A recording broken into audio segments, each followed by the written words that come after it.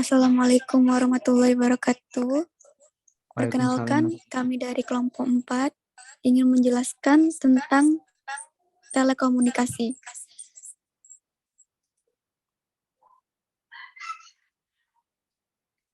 Karakteristik produk jasa.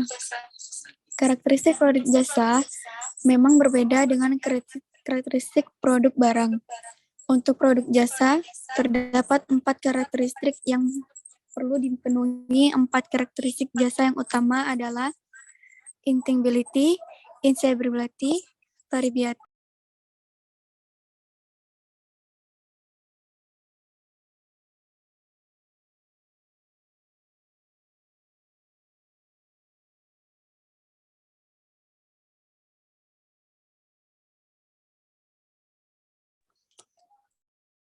perishability.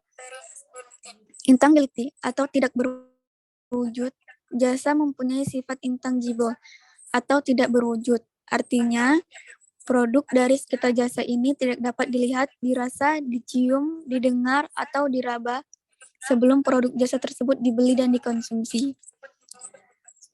Inseparability atau tidak terpisahkan, suatu produk barang biasanya diproduksi terlebih dahulu, baru kemudian dijual. Setelah produk itu dibeli oleh konsumen, barulah bisa dikonsumsi. Kondisi ini berbeda dengan produk pada sektor jasa. Variability atau bervariasi. Jasa juga memiliki karakteristik yang bersifat sangat variabel. Artinya, ada banyak variasi bentuk, kualitas, dan jenis. Perishability atau habis pakai. Jasa juga mempunyai karakteristik perishability atau habis pakai. Artinya, jasa ini merupakan komoditas yang tidak tahan lama dan tidak dapat disimpan. 2. Konsep tingkatan produk jasa dan pengembangannya. Produk dapat dibagi menjadi 5 tingkatan, yaitu 1. Manfaat dasar dari suatu produk yang ditawarkan kepada konsumen. Kedua, bentuk dasar dari suatu produk yang dapat dirasakan oleh panca indera. Ketiga, serangkaian atribut-atribut produk dan kondisi-kondisi yang diharapkan oleh pembeli pada saat pembeli suatu produk. 4. Sesuatu yang membedakan antara produk yang ditawarkan oleh badan usaha dengan produk yang ditawarkan oleh pesaing. 5. Semua argumentasi dan perubahan bentuk yang dialami oleh suatu produk di masa datang. Pengembangan produk adalah strategi dan proses yang dilakukan oleh perusahaan dalam mengembangkan produk, memperbaiki produk lama, atau memperbanyak kegunaan produk ke segmen pasar yang ada dengan asumsi pelanggan mengingatkan unsur-unsur baru mengenai produk. Pengembangan produk adalah proses perubahan yang dilakukan terhadap produk yang sudah ada, sekaligus proses pencarian inovasi untuk menambah nilai terhadap barang lama dengan mengkonversikannya ke dalam bentuk tersebut. Selanjutnya akan dibacakan oleh Maratalin Hia.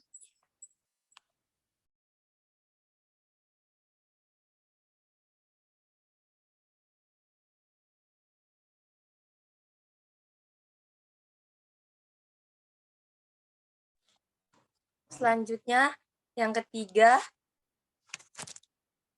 konsep dan tujuan penentuan harga jasa yang efektif. Penetapan harga merupakan proses menetapkan nilai yang akan diterima oleh perusahaan pada saat menjual jasa dan barang. Detail tugas.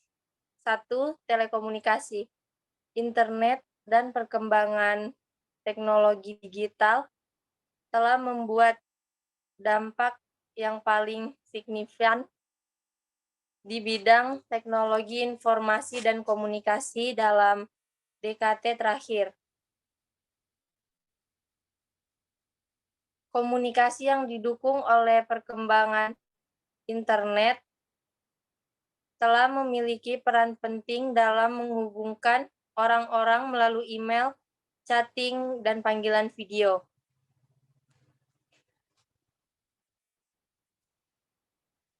Jasa telekomunikasi di Indonesia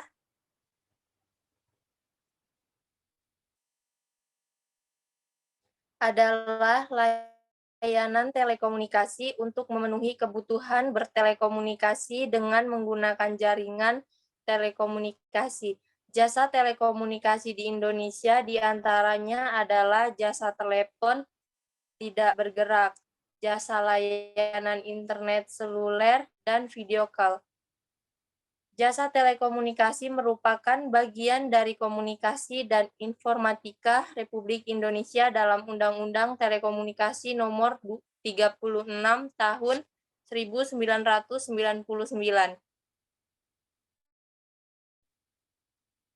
2. Tujuan dan manfaat telekomunikasi. Telekomunikasi diselenggarakan dengan tujuan untuk mendukung persatuan dan kesatuan bangsa, meningkatkan kesejahteraan dan kemakmuran rakyat secara adil dan merata, mendukung kehidupan ekonomi dan kegiatan pemerintahan, serta meningkatkan hubungan antara bangsa. Manfaat telekomunikasi. Manfaat dari jasa telekomunikasi adalah untuk mengirim dan menerima data dari satu lokasi ke lokasi yang lain. Jasa telekomunikasi bisa berjalan bila memiliki hardware dan software yang sesuai atau cocok satu sama lain sehingga bisa bekerja sama untuk mengirim informasi. Yang ketiga, analisis SWOT. Kekuatan atau strength adalah analisis yang membantu perusahaan dalam mengetahui apa saja yang menjadi keunggulan perusahaan sehingga bisa bersaing dengan perusahaan lainnya di bidang yang sama. Selanjutnya dijelaskan oleh Andri. 3. Analisis SWOT.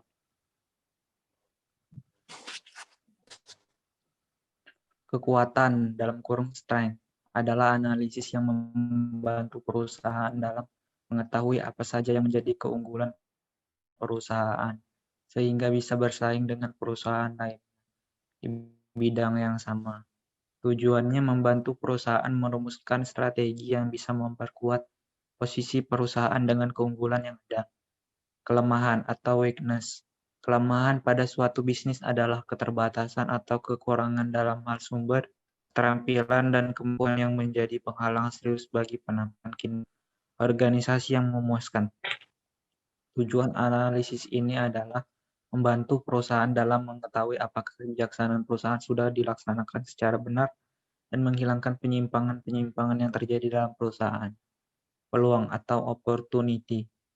Peluang atau opportunity adalah analisis yang membantu perusahaan dalam mencari dan mengetahui apa saja yang menjadi peluang bagi perusahaan dalam menjalankan bisnisnya sehingga perusahaan dapat bersaing dengan para pesaingnya di bidang industri. Peluang adalah situasi yang penting yang menguntungkan bagi kelangsungan perusahaan. Situasi penting merupakan salah satu sumber peluang bagi perusahaan. Contohnya perkembangan teknologi, dan meningkatnya hubungan perusahaan dengan kosmetik atau pemasok. Hal ini merupakan gambaran bagi peluang perusahaan. Ancaman atau threats. Ancaman merupakan kebalikan dari peluang. Dapat dikatakan bahwa ancaman adalah faktor-faktor lingkungan yang tidak menguntungkan suatu satuan bisnis. Jika tidak dibatasi, ancaman akan menjadi ganjalan bagi satuan bisnis yang bersangkutan baik untuk masa ini ataupun masa yang akan datang. Berbagai contoh ancaman diantaranya adalah P-Siagian 2016. Masuknya pesaing baru di pasar yang sudah dilayani oleh satuan bisnis. Satuan bisnis pertumbuhan yang lamban, meningkatnya posisi tawar Tawar pembeli produk yang dihasilkan menguatnya posisi tawar pemasok bahan mentah atau bahan baku yang diperlukan untuk diproses lebih lanjut menjadi produk tertentu. Perkembangan dan perubahan teknologi yang belum dikuasai, perubahan dalam peraturan perundang-undangan yang sifatnya restriktif. 4. Perusahaan telekomunikasi terbaik. American Telephone and Telegraph Company Inc. menempati posisi puncak sebagai perusahaan telekomunikasi terbesar di dunia dengan pendapatan sebesar 178 miliar US dollar atau setara dengan 2.472 triliun. 1. Telepon. Natio Meucci mematenkan penemuannya yang disebut sound telegraph. Penemuannya ini memungkinkan adanya komunikasi dalam bentuk suara antara dua orang dengan menggunakan perantara kabel. 2. Telegraf. Samuel F. B. Morse yang membuat telegraf mengawali hidupnya sebagai seorang seniman, mengkhususkan diri sebagai pelukis manusia. Rata-rata yang memiliki kreatif dalam seni liberal terlibat dalam hal-hal mekanik, meski ada pengecualian terhadap hukum ini. 3. Satelit. Pengertian satelit. Satelit adalah benda mengorbit benda lain dengan waktu rotasi dan revolusi tertentu. Sedangkan dalam kamus besar bahasa Indonesia, satelit adalah bintang siarah yang mengedari bintang siarah yang lebih besar, misalnya bulan yang mengedari bumi. 4. Digital. Teknologi komunikasi digital USA disebut adalah alat komunikasi zaman sekarang, karena dengan teknologi ini kita dapat berkomunikasi dengan mudah dan fleksibel. Salah satu teknologi ini adalah handphone dan laptop. Cukup 5. Masukan dari kelompok agar perusahaan tetap sustain. Terus mencari dan memanfaatkan peluang yang ada dengan lebih bekerja keras, membuat proyeksi pasar dan perubahan teknologi, serta berani membuat keputusan. Anda dapat memiliki bisnis yang luar biasa, kembangkan potensi tim dan talent banyak pemimpin sukses. Mengatakan tim yang bersemangat dan budaya yang kuat adalah sumber keunggulan kompetitif dan pertumbuhan jangka panjang bagi bisnis. Mereka terus membangun strategi perekrutan dan fokus pada pengembangan. Cukup sekian dari kelompok kami. Terima kasih.